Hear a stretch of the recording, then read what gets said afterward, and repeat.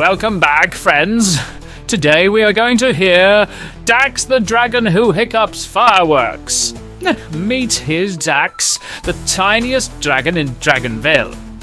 His wings were small, and his roar more like a squeaky toy, but Dax had one magical hiccup. Every time he hiccuped, boom, fireworks exploded out of his nose. The villagers weren't sure if it was amazing or dangerous, until the royal celebration came and the king forgot the fireworks. Hiccup, went Dax, and the sky lit up like rainbow sprinkles now. Every party starts with a soda. And a hiccup from Dax. The end.